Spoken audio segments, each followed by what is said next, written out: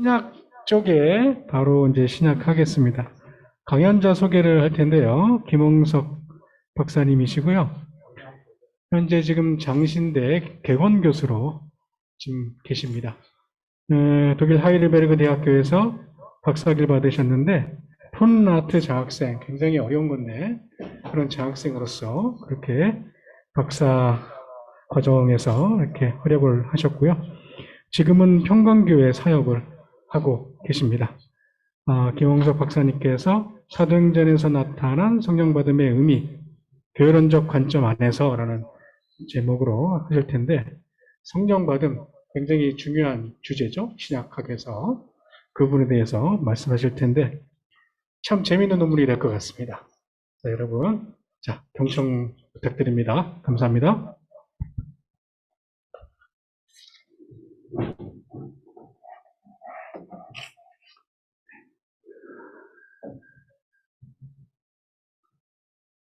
시작하면 되나요? 네, 만나서 반갑습니다. 저는 소개받은 대로 김홍석이라고 하고, 한국에서 신학을 하지 않고 바로 독일에서 신학을 시작하는 바람에 사실 신대원을 늦게까지 다녔습니다. 늦게 졸업했고, 지금 사실 아까 이제 소기천 교수님께서 소개해 주실 때는 학위 논문 이제 소개라고 하셨는데 제가 그동안 신대원 다니는 동안 학위 논문 소개를 많이 하고 다니는 바람에 오늘을 위해서 새롭게 이제 논문을 이제 살짝 준비를 해서 같이 발제하고 나누도록 그렇게 하겠습니다. 제가 그 박사 논문을 쓴 주제는 누가의 성령론과 관련돼 있는 거고요. 그 논문 안에 들어있다기보다는 제가 석사 때부터 준비했던 단락에 대해서 함께 나누도록 하겠습니다. 네, PPT 다 보이시죠? 제가 이제 신대원 다닐 때 이 성사학 심포지움 수업을 몇 번 들어보니까 학회처럼 이렇게 논문을 쭉 하는 경우보다는 이렇게 지금 학생들이 좀 많이 들어오시는 걸로 알고 있어서 PPT로 제가 소개를 하면서 그렇게 나중에 이제 논문은 그 파일로 읽어보시기를 그렇게 추천을 드리겠습니다. 예.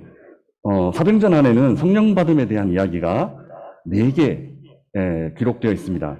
2장에 예루살렘 공동체가 성령을 받았고 8장에는 사마리아 공동체가 성령을 받았습니다. 그리고 10장에는 가이사랴 공동체가 성령을 받았고 19장에는 에베소 공동체의 성령받은 이야기가 기록되어 있습니다. 혹자들은 9장에 나오는 바울이 성령받은 이야기도 사도행전 안에 있는 성령받은 이야기 안에 포함시키기도 합니다. 그런데 저는 9장에 나오는 이 이야기는 개인이 성령받은 이야기라 좀 예외로 두고 그리고 혹자들은 또 4장에 나오는 이야기들도 또다시 한 번 더 경험한 오순절 이야기로 해석을 하기도 하는데 예루살렘 안에서 일어났던 이야기로 되는 이야기가 아닐까 해서 그 부분은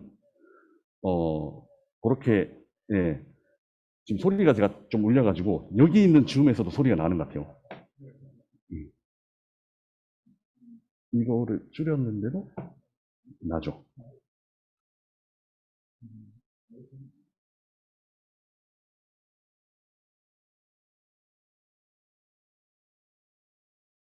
네. 예, 네. 훨씬 좋습니다. 감사합니다. 예. 그렇게 해서 2장, 8장, 10장, 19장에 나오는 성령받음 이야기를 중심으로 오늘 이야기를 풀어가 보도록 하겠습니다. 성령받음 그 본문에 대한 연구는 꽤 많이 이루어져 있습니다. 그런데 크게 보면 한 3가지 정도 카테고리 안에 정리될 수 있는데요. 첫 번째의 경우는 교단과 신앙 고백 관련되어 있는 논의들로 한 부류를 만들어 볼 수 있고, 제가 이렇게 좀 거창하게 짰는데, 3번째랑 좀 구분하려고 거창하게 짰습니다. 실제로는 성례적인 부분 혹은 은사적인 부분으로 이해를 하셔도 괜찮을 것 같습니다.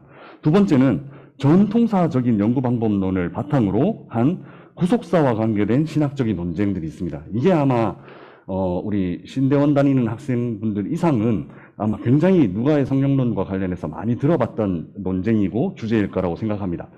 그리고 세 번째로 이제 교회론과 관련되어 있는 해석이 들어갈 수 있는데요. 주로 가톨릭 신학자들이 이런 교회론적인 해석을 연구하고 있습니다. 첫 번째로 이제 교단 혹은 신앙 고백과 관련되어 있는 논의들은 가톨릭의 견진성사와 관련해서 한 꼭지를 다룰 수 있고요. 그리고 오순절 교단의 은사론적인 관점에서 또 한 꼭지를 다룰 수 있습니다. 교단과 신앙 고백과 관련되어 있는 논의들에서 성령받은 이야기 중에 8장의 사마리아 이야기와 19장의 에베소 이야기에 이 연구자들이 특히 좀 집중을 합니다. 왜냐하면 이들 이야기에서는 세례와 성령받음 사이에 간격, 그 시간적인 간격 혹은 사람의 차이 뭐 이런 것들이 나타나기 때문에, 그리고 특히 안수를 통해서 성령받음이 일어나는 것처럼 묘사가 되어 있기 때문에, 그래서 뭔가 좀 성령받음에서 특별한 의미를 부여할 수 있는 그런 이야기들입니다. 먼저 이제 교단과 관련된 논의들 중에서 가톨릭 성례 그리고 견진성사의 문제로 이 본문을 그 근거구절로 이야기하는, 가톨릭에서는 근거구절로 이야기를 하는데요. 광장동 성당에 오늘은 사라졌던데 예전에 그 견진성사에 대한 현수막이 붙어 있는 걸 제가 본 적이 있어서 요때 좀 나눠야 되겠다 하고 사진을 찍어 놓은 걸 나눕니다. 아들러 같은 경우에는 사도행전 8장 14절에서 17절은 성령을 전달하는 안수를 위한 가장 오래되고 분명한 성서적인 증거이다 이렇게 얘기를 합니다. 이는 세례 후에 그리스도의 제자들이 받는 것이고, 세례 후에 받는 것이고, 오늘날 우리는 이를 견진성사라고 부른다라고 아들러는 이야기를 하고 있습니다. 그리고 오순절 교단의 은사 중심적인 신학을 살펴보면 주로 이제 로버트 스트론스테드랑 로버트 맨지스 같은 사람에 의해서 그런 이야기들이 주장이 되는데요. 오순절 측 학자들은 구원 이후에 잘 아시는 것처럼 기독교인들이 거쳐야 하는 영적인 성숙을 위한 다음 단계의 경험 혹은 선교와 같은 사역을 위한 준비로 성령 받음을 해석하고 있습니다. 그래서 구원받은 이후에 뭔가 견진성사라든지 구원받은 이후에 혹은 세례받은 이후에 또 하나의 어떤 성례라든지 이런 관점에서 이야기를 합니다. 그리고 잘 아시는 것처럼 이는 그 등표로서 방언을 강조합니다. 그리고 두 번째로 구속사와 관련되어 있는 신학적인 논쟁들이 있는데, 구속사는 표면적으로는 성령받음과 구원 사이의 관계를 대상으로 하지만, 연구 대상으로 하지만, 이면적으로는 그 전통사적인 배경이 어디서 나오는가. 제가 전통사라고 얘기하는 건 독일어로 이제 그 트라디션스 게시슈테라고 이제 부르는 장면인데, 왜 다른 분들이 전승사 이렇게 번역하시는 분들이 꽤 계실 거예요. 그런데 제가 이제 이 전통사라는 말이랑, 전통사라는 말이랑 좀 구분하려고, 저는 이제 트라디션 같은 경우에는 전통사 이렇게 하고, 전승사 같은 경우에는 구술전승, 그러니까 위버리퍼rum스 게시시대 같은 걸 할 때 전승사라고 표시를 하는데, 꼭 제 개념이니까 오해를 하지 마시고, 전통사적인 관점에서 라고 이해하시고, 들어가 보겠습니다. 잘 아시는 신학자들이 나올 텐데, 제임스 던 같은 경우에 물 세례와 성령 받음을 하나의 포괄적인 그리고 통일성 있는 과정 안에 있는 그냥 단순히 이중적으로 표현된 요소들이라고 이해를 했습니다. 그래서 분리하려고 하지 않고 이거를 하나의 통일적인 요소들로 보려고 했습니다. 그리고 아까 전통사적인 관계성에서 누가와 바울 사이의 관계성을 지지했고, 구약시대의 언약사상을 전통사적인 근거로 제시했습니다. 하지만 이 부분에서 사마리아 성령받은 사건이 사실은 제대로 쉽게 설명되기가 어렵습니다. 그래서 나중에 더는 초기에는 빌립 집사에게 세례를 받은 사마리아 사람들은 부족한 상태였다, 이렇게 초기 연구에 밝히고, 이제 이후에 성령을 받음으로 완전한 그리스도인이 되었다, 이렇게 이제 하나의 영역으로 주장하기 위해서 좀 무리한 주장을 하게 되는데, 나중에 후기에 이 주장을 좀 철회하고 변경하기도 합니다. 그리고 이제 슈바이처 같은 학자는 누가 행전 안에서 성령은 바울 전승보다 유대교 전승 안에 나타난 예언의 영과 밀접하게 연결된 말씀 중심으로 해석을 해야 된다. 이렇게 주장을 합니다. 그러니까 바울 전통보다는 유대교 전통 안에 있는 예언의 영과 연결해야 된다. 이렇게 주장을 하고, 이제 기적의 원천이 되거나 믿음과 구원과 같은 그리스도인의 존재적인 이해와도 연결되지 않는다. 이런 주장을 합니다. 그러니까 단순히 어떤 그 예언의 말씀과 관련되어 있는 예언의 영, 이것과 연결시키고 있습니다. 그런데 그 아티클 바로 이어지는 단락에서 스스로도 공동체가 소유한 성령이 예언의 영이라는 단편적인 도시 안에서는 완전히 설명되기가 어렵다는 것을 인정하는 듯한 이제 인상을 보여줍니다. 그러니까 좀 다른 영역에서도 또 그 공동체 안에 있는 그 정체성과 관련해서도 이렇게 슬쩍슬쩍 언급하고 있는 모습을, 그런 뉘앙스들을 살펴볼 수 있습니다. 그리고 이제 맨지스 같은 경우에 초기 기독교 성령론의 발전 과정을 이제 유명한 책 안에 관찰했죠. 그에게서 성령은 구원과 관련된 필수적인 조건이라기보다는 부차적인 은사로 인식을 했습니다. 그리고 선교 사역을 위한 능력, 슈바이처가 얘기했듯이 예언의 영이라는 기본 도식을 지지하고 이끌어갔습니다. 요런 이제 더원의 이야기와 슈바이처 맨지스의 영역을 좀 제3의 길로, 어떻게 보면 정반합으로 이제 좀 조율하려고 했던 학자가 터너가 아닌가 하는 생각을 하는데요. 터너는 유대 중간긴 문헌 안에서 누가 행전에 영향을 준 전승들 안에 생명을 주는 지혜를 수여하는 역할과 성령을 연결했습니다. 그러니까 생명을 주는 지혜와 성령을 역할적으로 연결했습니다. 이러한 생각은 바울뿐만 아니라 요한, 누가 등 신약 저자에서도 발견될 수 있다고 이렇게 주장하면서 약간 누가가 바울과 연결되는 지점, 전통사적으로 바울과 연결되는 지점을 긍정적으로 평가했습니다. 슈바이처가 맨지스가 주장한 예언의 영에 대한 이해도 수용했죠. 그래서 이 두 개가 같이 어떻게 갈 수 있는가를 어떻게 보면 고민한 학자가 아닌가 하는 평가를 내려볼 수 있는데요. 하지만 이 예언의 영이 함축된 성령의 역할을 단순히 말씀 선포 그리고 선교를 위한 능력 이런 거에만 제한하지 않고 다음에 4가지 개념, 그러니까 계시라든지 인도, 그리고 지혜, 그리고 성령적인 어떤 설교, 그리고 그 은사적인 예배와 찬양 뭐 이런 것과도 연결하면서 공동체 안에 신앙과 관련되어 있는 다양한 영역으로 확장을 시킵니다. 그래서 이 확장된 예언의 영에 대한 개념은 부차적인 은사의 차원을 넘어서서 신앙과 공동체의 삶 등의 내용과 연결될 수 있다. 이렇게 확신을 했습니다.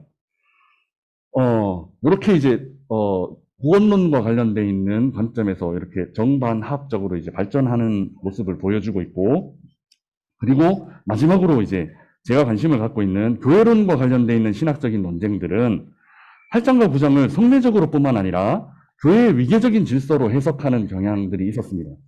성령받은 이야기를 카톨릭주의, 그러니까 그 카톨릭의 하나 교회 그 공교회 개념으로 근거로 봄으로써 우나 상크타 카톨리카라는 요 생각을 이 8장 사도행전 8장에서 지지하고 있다, 이렇게 이제 생각하는 학자들이 있었습니다. 특히 이제 8장의 사마리아 이야기가 빌립이 모든 사역들을 다 해놓고 세례까지 주고, 그러니까 선교하고 세례까지 주고 난 다음에 성령받는 일에서만 예루살렘에 있는 베드로와 요한이 와서 안수하고 성령을 주는 이야기들이 나타나기 때문에 예루살렘 사도들만 성령수와 관련된 어떤 특별한 권한이 있는 것처럼 그렇게 여겨질 수 있는 본문이 됩니다. 그래서 카톨릭주의자들은 이런 것들을 좀 그래서 교회 일치, 하나된 교회. 그래서 독일에서 이제 제가 공부를 할 때 카톨릭 교회는 그 키르셰라는 교회라는 말을 씁니다. 그런데 그 기독교 개신교 교회 같은 경우에는 키르셰라는 말보다 개마인데 공동체라는 말을 쓰는 걸 들었습니다. 개념적으로 전혀 다릅니다. 그래서 카톨릭은 자기들 교회만 교회라고 인정을 합니다. 사실 그런 신학적인 뉘앙스가 조금 다르다라는 거를 좀 인식을 하면 공교의 개념에 대해서 좀 더 가톨릭적인 교회 개념에 대해서 좀 더 잘 이해가 될 것 같습니다. 최재만 같은 경우에 이 입장을 좀 지지하는 편에 서는데요. 에베소 단락도 우나 상크타 카톨리카의 수용이라 이렇게 이제 주장을 합니다. 그렇게 이 대학 스코프스 데스 텍세스 이거 독일어 읽으면 안 돼요. 네, 그래서 그 가톨릭주의, 그 공교회주의에 대한 어떤 그 수용적인 개념이 있다. 이렇게 이제 제세만은 그 52년도에 쓴 논문에서 주장을 하는데요. 바이저 같은 학자도 8장과 9장 주석 안에서 성령 전달을 하나의 위계 질서, 그러니까 하이라시 안에 있는 관청적인 개념, 그러니까 이게 우리나라에 있는 교회 개념이랑은 좀 다릅니다. 왜냐하면 독일 같은 경우에는 교회 목사가 사인하는 것이 그 관청적인 시청에서 뭐 출생증명이라든지 아니면 사망신고라든지 결혼이라든지 이런 거에 대한 그 서류적인 능력을 갖고 있습니다. 그래서 이런 게 이제 문화적인 거가 조금 다른데요. 어쨌든 관청적인 교회로서 이해하는 관점이 그 8장과 19장 이야기 안에 들어있다. 이렇게 주장을 합니다. 그리고 펠시 같은 경우에도 그의 사도행전 주석서에서 사마리아 단락의 성령 수혈을 관청적인 기능 그리고 성례적인 기능과 연결시킬 수 있다. 이렇게 보는데요. 그리고 에베소 이야기도 성례의 교회적 사도적 연결의 상징적인 것 이렇게 해석을 하기도 합니다. 근데 펠시 같은 경우에는 약간 조금 뉘앙스는 다른 게 이거를 본격적으로 이렇게 주장하는 측면도 있지만 약간 영양사적인 측면에서 그러니까 후대에 그런 성례들의 근거로서 이제 성경적인 근거로서 끌어들일 수 있다. 이렇게 이제 좀 평가를 하는 편입니다. 그런데 이제 예르벨 같은 경우에는 전혀 그 입장에 대해서 반대 입장을 취합니다. 에베소뿐만 아니라 사마리아 단락도 성례적 혹은 교회의 위계질서, 하이라시와 관련해서 해석하는 것은 반대합니다. 그리고 사마리아 그리스도인들이 예루살렘 사도들과 연결되는 것이 관청적으로 그러니까 어떤 인정을 받는 중앙회 같은 데서 인정을 받는 그 교회의 이해와 연결될 수 없다 이렇게 주장하고 선교가 관청적인 감찰을 통해서 비준되어야 한다는 생각에서도 거부합니다. 그러니까 예루살렘에 뭐 이렇게 허락을 받아야 되고 이런 것에 대해서 거부합니다. 에베소에서 바울의 안수도 세례 외에 특별한 행동으로 이해될 수 없다 이렇게 주장합니다. 이 입장에 대해서는 슈바이처와 일치하는데요. 아무튼 이런 이제 연구사 안에서 서로 다른 입장 그리고 또 제3의 길 이런 이제 입장들이 있다라는 것을 우리가 알고 이제 그 발표의 절반의 시간이 지나갔는데 한번 요약을 해보면 성령 받은 이야기들 모두를 아우르는 결론 도출에는 실패합니다. 그러니까 내 이야기를 모두 아우를 수 있는 결론 도출은 없습니다. 그리고 너무 적은 예들에 비해서 예가 4개밖에 없는데 너무 많은 예외와 특수성 그러니까 이거는 예외, 이 이야기는 예외, 이 이야기는 예외 이렇게 해버리는 게 저는 하나의 이야기로 볼 수 없지 않는다 하는 생각이 듭니다. 영양사적으로 개개의 사건을 이렇게 해석하는 것은 가능하다고 봅니다. 그러니까 나중에 가톨릭 교회에서 자기네들의 교리를 설득력 있게 이제 근거를 갖다 대기 위해서 끌어다 대는 것은 가능하지만 누가가 이런 목적을 갖고 저술을 했다라고 볼 수는 없습니다. 성령 받음의 본문을 그래서 어떤 정당한 기준으로 분류해보면 더 낫지 않을까 하는 생각이 드는데 누가의 글쓰기 방식 중에 른데만은 누가복음과 사도행전 안에 구조적인 통일성이 있다고 주장을 합니다. 네. 그래서 누가복음 안에 나오는 예수님의 등장 설교 그리고 바울의 오순절 설교 뭐 이런 것들이 구조적으로 연결될 수 있다 이렇게 보고 몇 가지 이제 예들을 제시하고 있는데요. 미샤엘 볼터 같은 경우에도 마찬가지로 누가가 자주 지명이나 인물, 예시 등 짝을 짓는 방식, 그러니까 독일어로 파하빌둥이라고 하는데 페어를 만드는 것을 취했다. 특히 비유나 이야기 안에 등장하는 인물들 중 남성의 예가 하나 나오면 꼭 여성의 예가 둘씩 짝지어 놓는 경우가 자주 있다. 이렇게 그의 누가복음 주석서에서 밝혔습니다. 그리고 사도행전의 전반부를 주동하는 중심인물인 베드로와 후반부의 중심인물인 바울을 짝을 지어서 묘사하는 방식도 연구될 수 있다 이렇게 주장하는데요.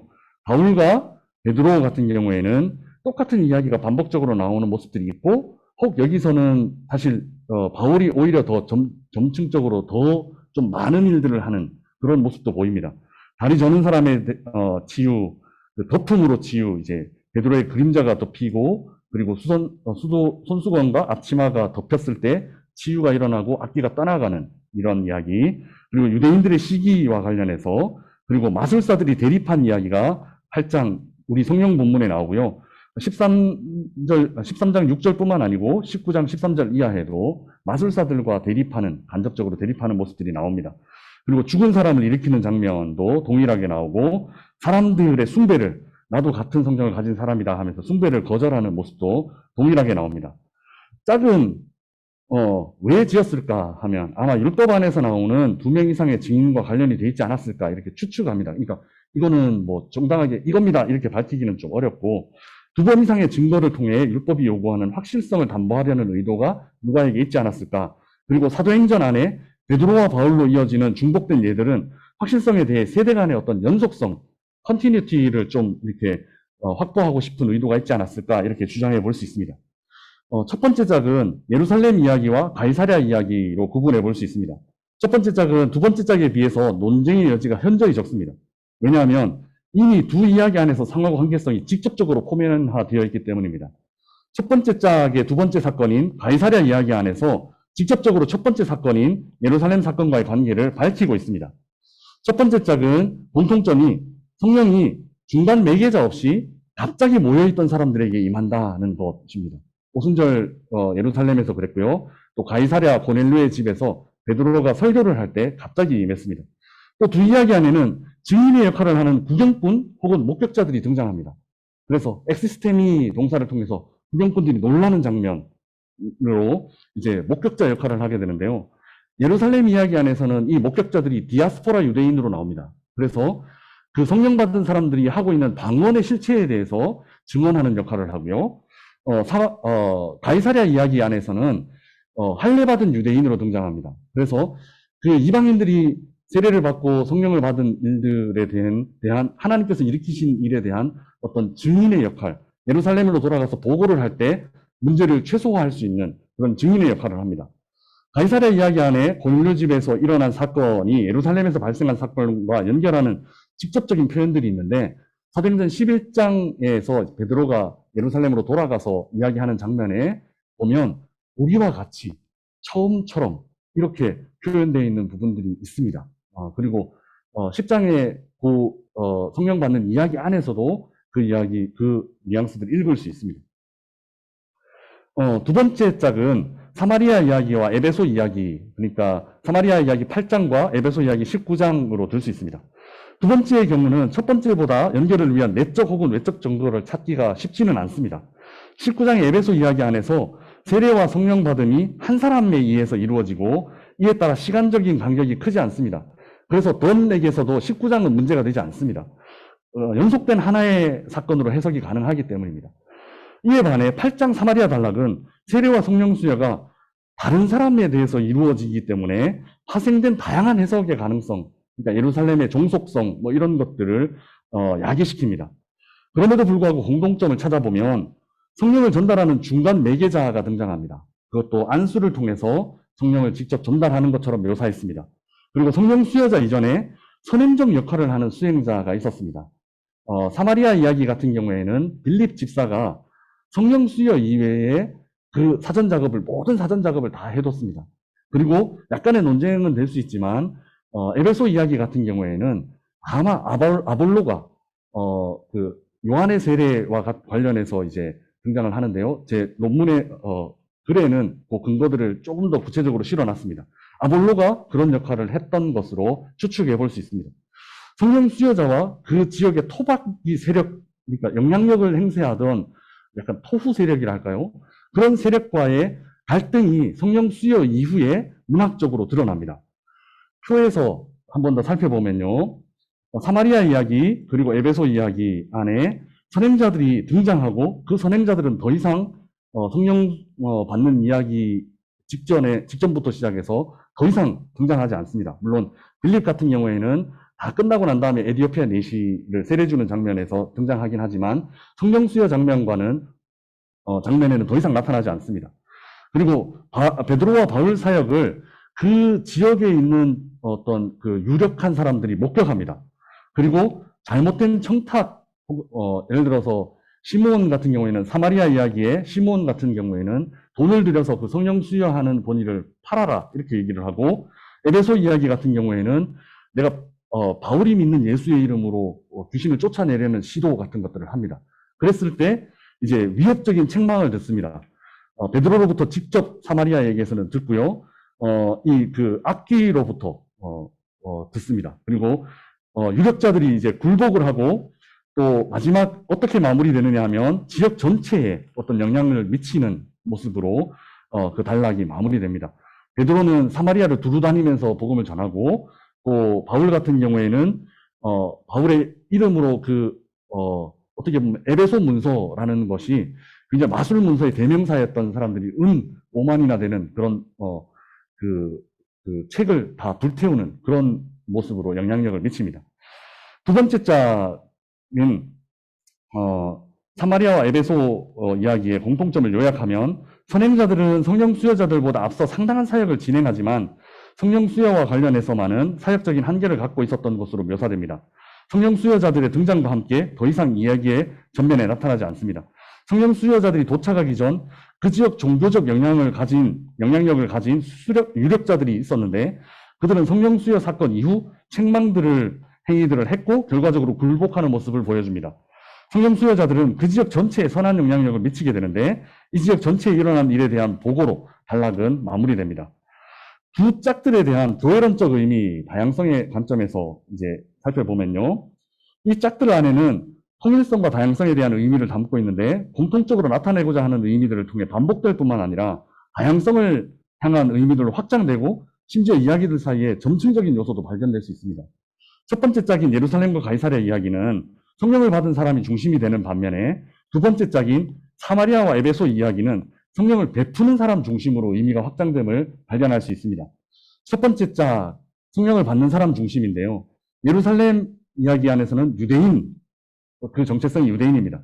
성령 강림은 근본적인 인간 이해에 대한 성령이 강림하는 어떤 그런 이해에 대한 성령이 내주하심, 이런 거에 대한 몰리해, 그러니까 그런 선입견이 극복되는 장면입니다. 그리고 가이사랴 이야기 안에서는 그 정체성이 이방인들인데요, 성령 강림이 이방인에 대한 선입견을 극복하고 있습니다. 첫 번째 짝은 성령 받은 사람 중심으로 성령 받은 사람들의 모임을 누가의 교회론의 정체성으로 살펴볼 수 있습니다. 사도행전 2장을 읽어보시면 그 성령의 선물을 받으리니 했고 하나님이 얼마든지 부르시는 자들에게 하신 것이라고 묘사가 되어 있는데요, 이거를 도표적으로 살짝 설명을 해보면 성령 받음의 약속이 하나님께서 부르신 사람들에게 임합니다. 이 부르신 사람이라는 표현은 하나님이 택하신 사람으로 구약 성서적인 의미로 바꿔서 생각해 볼 수 있습니다. 이 하나님의 택하신 사람은 다시 하나님의 백성이라는 표현으로 해석이 될 수 있습니다. 그리고 이제 두 번째 짝으로 넘어가면요, 성령을 수여하는 사람 중심으로, 성령 수여는 사도행전 전체의 전반부와 후반부를 주도하는 인물에 의해서 실행됩니다. 즉 베드로와 바울입니다. 그리고 예수님의 사역과 직접 연결됩니다. 예수님은 세례와 관련해서 성령으로 세례를 베푸시는 분이라고 누가는 자신의 그 두 책에서 3번이나 기록을 하고 있습니다. 성령을 수여하는 사람은 세대를 넘어서서 예수님의 사역과 사명이 제자들에게 전달되고 확장되고 있음을 보여줍니다. 교회가 그러면 성령을 수여하는 권한을 가진 곳이라고 바로 해석할 수 있을까 하는 것에는 아직 약간 섣부른 감이 있지만, 최소한 카톨릭적인 교회론, 그 관청적인 역할은 누가의 관심과는 관련이 없다는 것을 알 수 있습니다. 예를 들면 에베소 이야기는, 심지어 에베소 이야기 직전에 바울이 예루살렘 방문 기록이 있는데, 가이사랴라든지 안디옥 같은 경우에는 도시 이름을 말하고 있지만 예루살렘 같은 경우는 그냥 교회라고 표현하고 넘어가 버립니다. 그러니까 예루살렘 중심적인 그 우나 카톨리카 같은 경우에는 좀 이 부분에서는 설명되기가 어렵습니다. 두 번째 짝인 성령수여는 두 번째 짝에서 성령수여도 하나님의 주권적인 역사를 무시해서는 안 됩니다. 마치 안수를 통해서 성령이 임하는 것처럼 보이나 이 두 번째 짝에서도 하나님 주도적인 사역이 절대로 무시되지 않습니다. 예를 들면 사도행전 8장 같은 경우에 그들이 기도했다라고 분명히 표현하고 있습니다. 그들이 내려가서 그들을 위하여 성령 받기를 기도하니, 기도는 하나님께서 하시는 일을 촉구하는 방편입니다. 두 번째는 하나님의 선물이라고 베드로는 시몬이 회개망측한 요구를 했을 때 내가 하나님의 선물을 돈을 주고 살 줄로 생각하였으니 라고 얘기하면서 성령 수여를 하나님의 선물과 관련시키므로 공로가 아니라 사람의 공로가 아니라 하나님 중심의 그 포커스를 유지하고 있습니다. 그리고 세 번째는 바울의 손이라고 되어 있는 부분인데요. 조금 이제 유치한 해석이긴 하지만 하나님이 바울의 손으로 19장 11절에 바울의 손으로 놀라운 능력을 행하게 하시니 라고 되어 있는데 바로 앞선 6절에 에베소 12형제들을 안수했던 바로 그 손이 하나님의 능력을 나타내는 바울의 손을 도구 삼으시는 하나님이심을 표현하고 있다고 볼 수 있습니다. 네. 두 번째 짝에서 성령 수여도 하나님의 주권적인 역사입니다라는 것을 나타냄과 동시에 누가의 관심은 고난 자체보다 확장에 있지 않은가 그리고 유지에 있지 않은가 하는 생각을 해봅니다. 지금 한 1분 정도 남아서 제가 결론 부분을 그냥 간단하게 읽고 마무리를 하면 어떨까 싶은데요. 사도행전의 기록 목적은 구원에 대한 변증을 위해서도 교회의 직제나 체계 혹은 성례의 유래를 설명하기 위해서도 아닙니다. 사도행전은 예수의 공동체가 예수 죽음과 승천 이후, 즉 예수 부재의 위기 상황 가운데 어떻게 되었는가, 어떻게 존재했는가를 누가 자신의 관점으로 기록하고 있습니다. 예수 공동체는 예수의 부재라는 위기 상황에서 소멸되지 않고 오히려 확장되고 성장했습니다. 이 성장이 사도행전을 통해서 누가가 말하려고 하는 핵심적인 생각이라고 생각합니다. 왜냐하면 이 확장성을 누가는 하나님의 뜻을 증명하는 도구로 인식했기 때문입니다.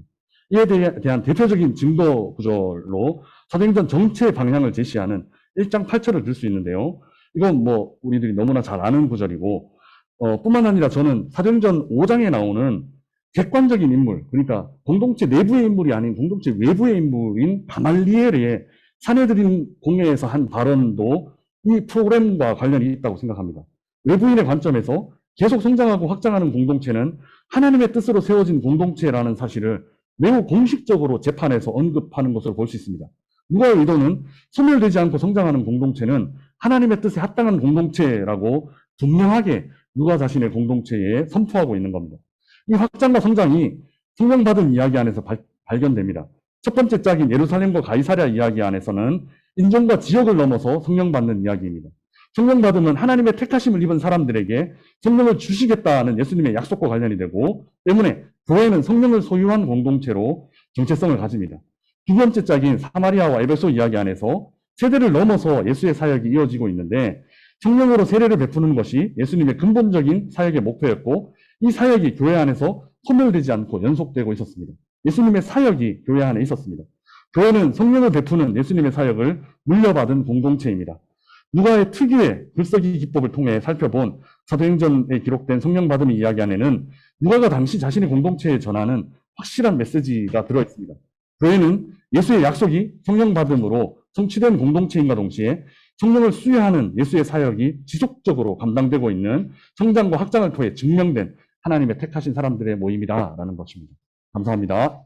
예, 정말 잘 해주셨습니다. 박수 쳐드리겠습니다. 예, 정말 성령에 대한 굉장히 중요한 그런 사도행전 안에 나와 있는 성령의 신학적인 그런 개념에 대해서 자세하게 설명을 해주셨습니다. 성령을 소유한 그리고 성령으로 세례를 베푸는 공동체, 그거를 교회 공동체로 딱 이렇게 정의를 해주셨는데요.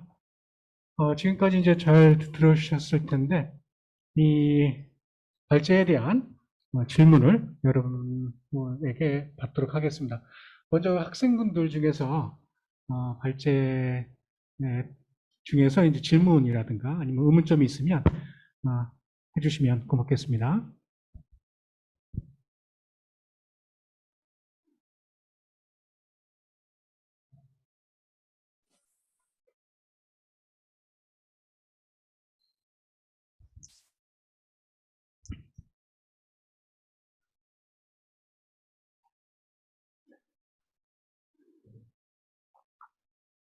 편안하게 그냥 질문해 하시면 됩니다. 이게 아무거나. 네. 뭐 여기서 뭐 전혀 뭐 상관이 없기 때문에. 예. 구역 발제자인데 먼저 질문 드려도 될까요? 예. 이영 교수님께서 질문해 주셨습니다. 예.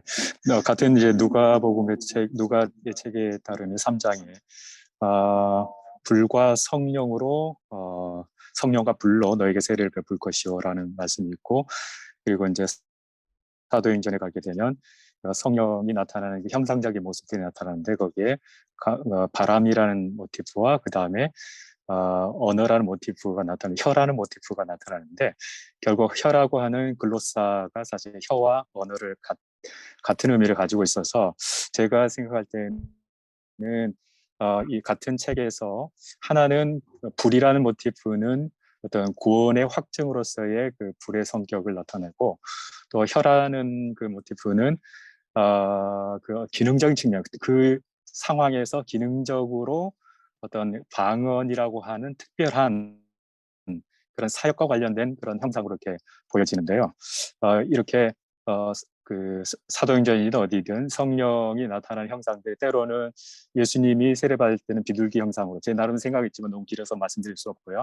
이렇게 상황에 따라서 성령의 형상들이 달라지는 것과 사역의 구체성과 관련 기능적인 측면이 달라지고, 그 불이라는 모티브는 구원과 관련된 두 가지 측면에서 나타난 것 같은데, 혹시 뭐 제 생각이 뭐 틀렸거나 또는 좀 그 발표하신 우리 박사님의 의견을 좀 듣고 싶습니다.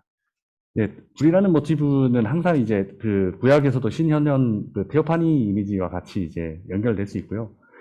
그래서 말씀하신 것에 대해서 뭐 틀렸다 맞다 이런 걸 제가 판단할 수는 없을 것 같고, 다만 누가는 항상 이제 시각적인 거 그리고 청각적인 거에 대해서 이제 그 증인들이 중요하기 때문에 예수님이 세례 받으시는 장면에서도 시각적인 것, 청각적인 것을 이제 표현을 하고 있고, 마찬가지로 오순절 사건에서도 시각적인 거 요소랑 청각적인 요소를 이제 동시에 공감각적으로 표현하는 어떤 기법이라고 볼 수 있고요. 말씀하신 그 이면에 뭐 구원과 뭐 그 속죄와 뭐 연결되어 있는 모든 이미지들 같은 경우에는 이미 함축적으로 구약 성경과 관련해서 나타날 수 있는 해석 가능한 부분이라고 저는 생각합니다. 고맙습니다. 예, 감사합니다. 예. 또 다른 분, 학생분 중에서 혹시 질문하실 분이 계신가요?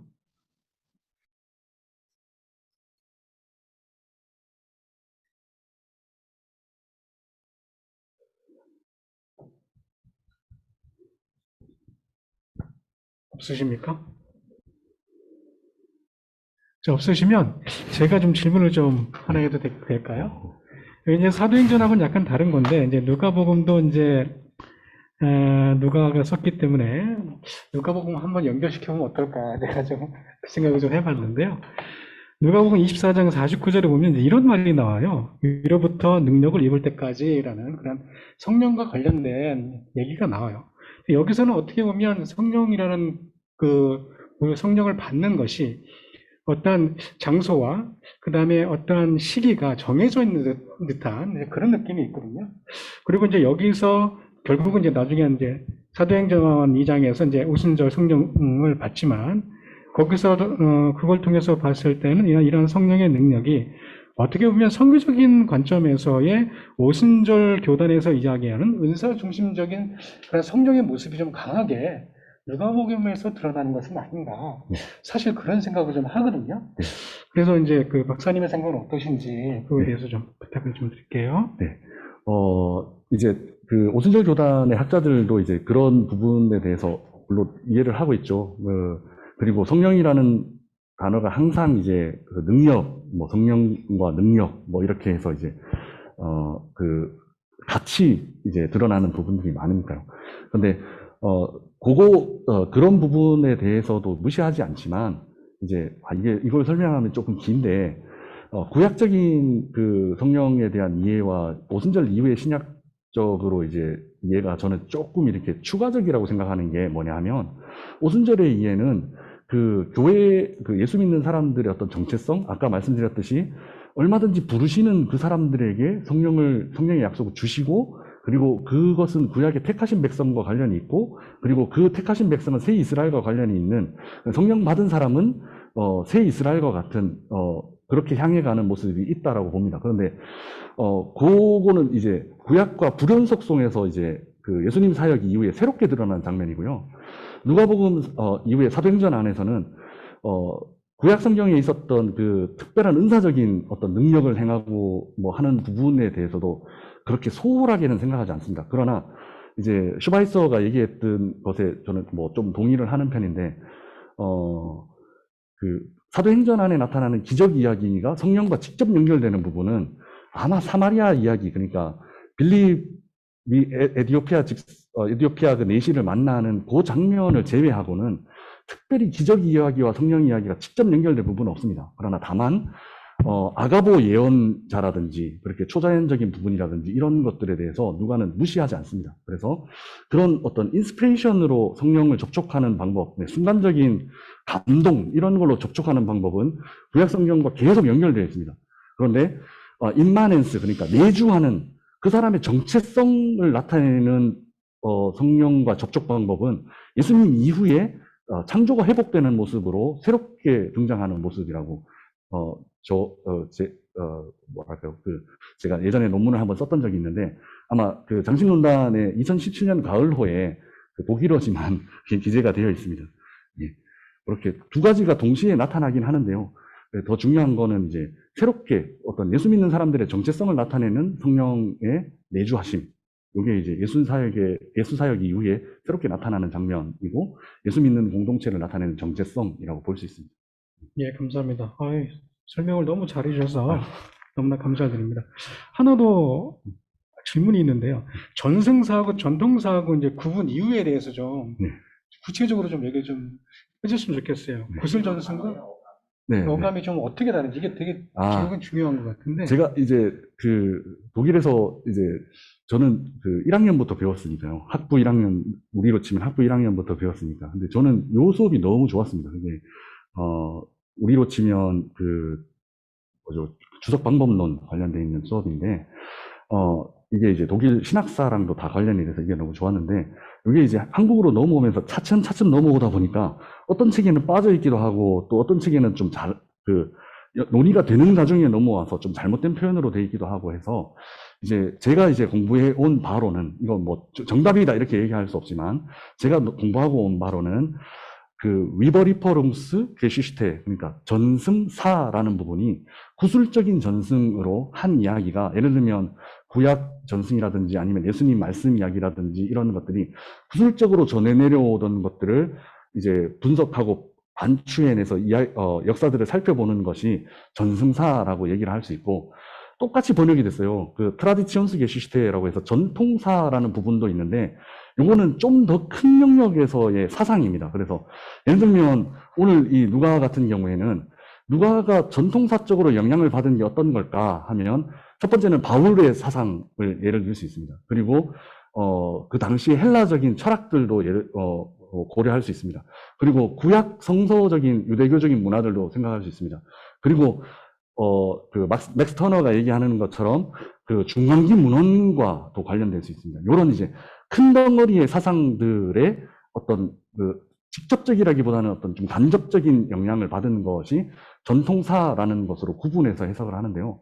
이거는 이제 제가 그 학생들에게 가르칠 때 좀 이렇게 떼서 구분하면서 가르칠 때 쓰는 표현이라 아주 공식적인 표현인지는 잘 모르겠습니다.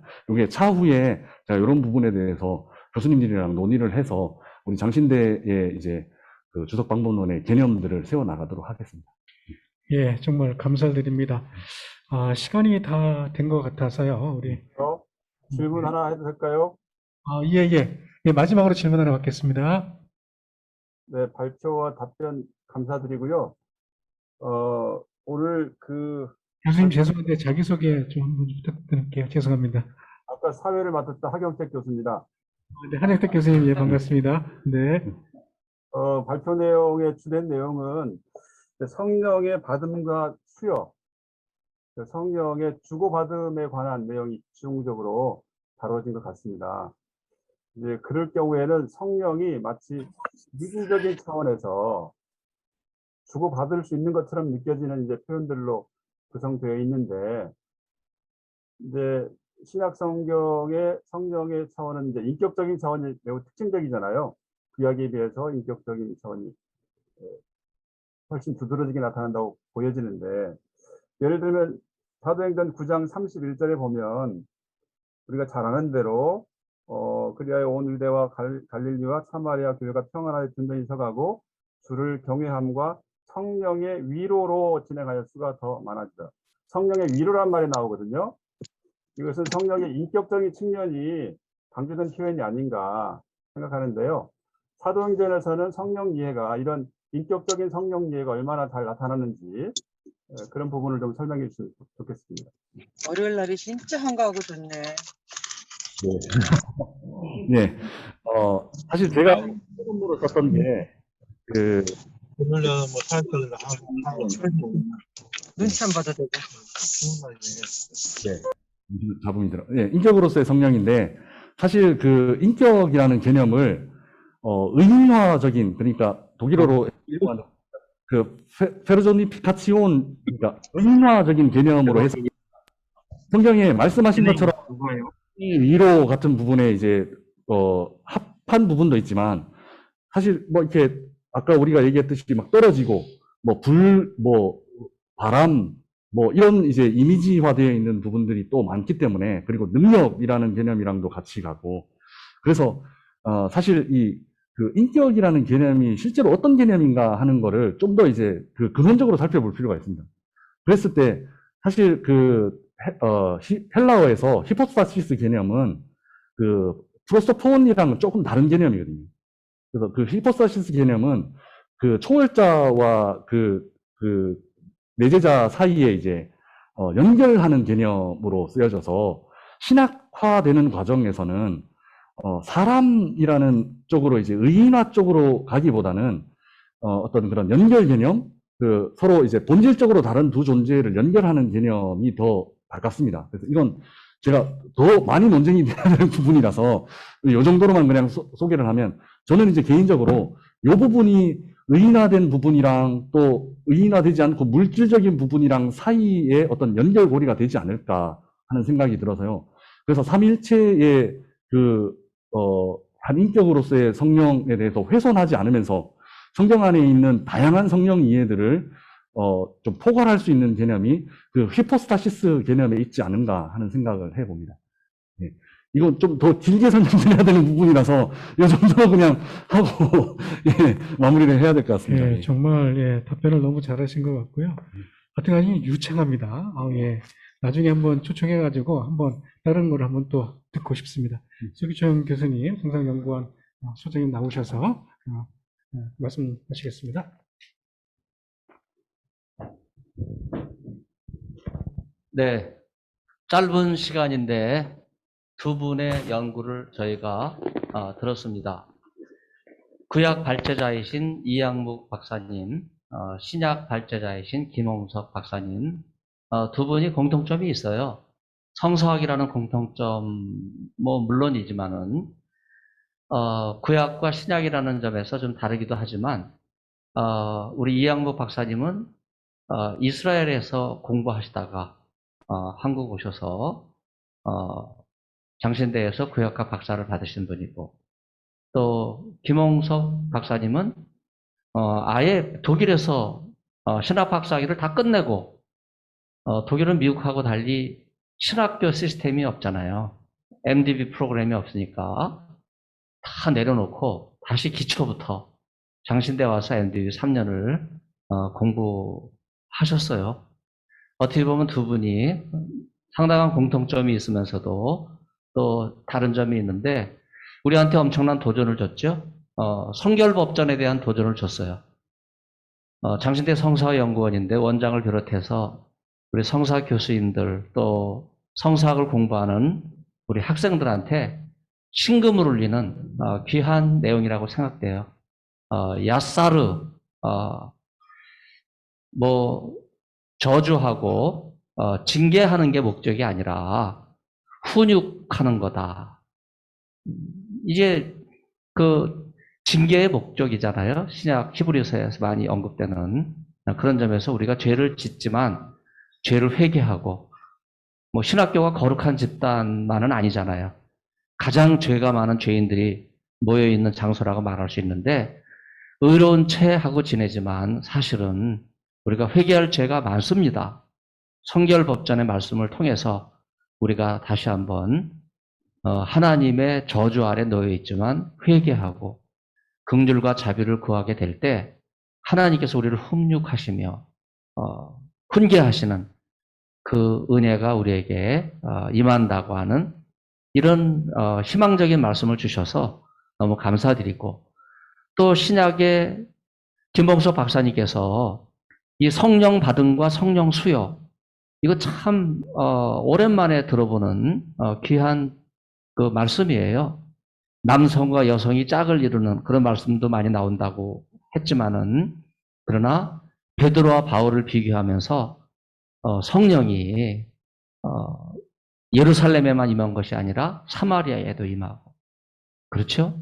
가이사랴에도 임하고 에베소에도 임하고, 성령 충만한 은혜, 성령 받음의 역사가 사도행전에 계속되는 이런 내용을 말씀하셨는데, 그 어느 때보다 지금 코로나로 신음하고 있는 이때 교회가 문을 닫고 성도들이 지금 낙담한 가운데 있잖아요. 예. 연세 많으신 부모님들, 예. 핸드폰 다룰 줄 모르고 인터넷 다룰 줄 몰라서 왜 우리 목사님 설교가 안 나오느냐, 교회 예배는 언제 드리느냐, 교회 가서 예배를 드리는데 예배당 안에 못 들어가니까 막 펑펑 울고, 제가 매 주일마다 그런 현장을 목격하거든요. 저도 뭐 조금만 늦게 가면 아내가 발을 다쳐서 기부스 풀르고 이제 교회 가는데 예배당에 못 들어가는 거예요. 본당에 못 들어가고 지하실도 못 들어가고, 네, 부속 건물도 못 들어가고, 정말 안타까운 이런 상황 속에 성령이 임하셔서 우리를 위로하시고 하나님의 선물이 우리에게 충만하게 임하게 될 때, 우리에게 말씀이 열리고 성령이 열리게 될 때 회복되는 그러한 은혜가 우리 장신대도 임하게 될 줄로 믿습니다. 그래서 장신대가 성결법전으로 시작해서 성령 충만으로 이어지는 이런 꿈과 비전을 두 분이 저희들에게 보여주셔서 너무나 감사를 드립니다. 희망이 있어요. 이 두 분을 통해서, 신진학자들을 통해서, 또 이 귀한 분들을 통해서 배우시는 여러분들은 얼마나 축복된 일입니까? 감사한 것은 이 두 분의 강연을 위해서 하경택 교수님, 참 바쁘신 교수님이신데 특별히 현장에 오셔서 정성껏 자장을 해주시고, 또 질문도 또 토론도 이렇게 해주셔서 너무 감사드리고, 또 우리 신약에 새로 부임하신 우리 신현태 교수님, 영국에서 학위를 하고 오셨는데 정말 바빠요. 우리 신약학 교수님들 중에서 제일 많은 과목을 가르치고 계신데 바쁜 시간에 이렇게 오셔서 정성껏 좌장을 해주셔서 너무나 감사하게 생각합니다. 현장에 세 분이 지금 저 반대편 방에 계세요. 그래서 우리가 6명 식사 예약했지만은 현장에 오신 세 분 식사를 다른 식당으로 안내를 할 테니까 꼭 식사하고 가시면 좋겠습니다. 그리고 오늘 이 강연을 위해서 정말 오래전부터 이 장소 예약, 또 교수학습 개발의 이 엄청난 장비들 예약하고, 또 방 3개를 예약하고, 그 다음에 자료집과 강사님들 좌장 모든 프로그램을 뒤에서 소리 없이 진행을 해주신 한 분 계시죠? 네. 시작학 박사과정의 강현규 목사님이세요. 눈에 보이지 않는데 여러분, 목사님 계속적인 공부와 학업을 위해서, 또 교회 또 귀한 그 사역을 감당하는 중에 있거든요. 얼마나 교회 일이 많습니까? 귀한 시간 이렇게 내주셔서 너무 감사드리고, 함께 해주신 모든 분들, 또 여기 참여해주신 우리 줌으로 이렇게 보니까 많은 분들이 계신데, 뭐 지금도 212명이 남아있는데 아까 제가 보니까 300명 가까이 들어와 계시더라고요. 그동안 줌으로 했던 강연 중에 가장 많은 학우들이 참여해 주셔서 너무나 감사를 드립니다. 오늘 수업은요, 기록을 해서 신약구약 나눠서 다시 여러분들 성서연구원 홈페이지에 올리도록 하겠습니다. 그러면 여러분들이 더 깊이 들으시고 자료집도 올라가 있으니까 자료집도 보셔서 드디어 우리 장신대가 성결법전으로 시작해서 성령 충만한 은혜가 함께하는 그야말로 하나님의 학교다운 신학교의 본질을 회복해서 너무나 많은 사람들이 염려하고 있는데 장신대가 오늘 이 순간부터 완전히 변하여 새로운 신학교가 될 수 있는 그런 축복의 물꼬가 트여지기를 간절히 바랍니다. 함께해 주신 여러분 진심으로 감사합니다. 네, 크게 우리 서로를 환영하면서 서로 축복하면서 마치겠습니다. 여러분 고맙습니다. 감사드립니다. 네, 큰 수고하셨습니다. 네, 고맙습니다.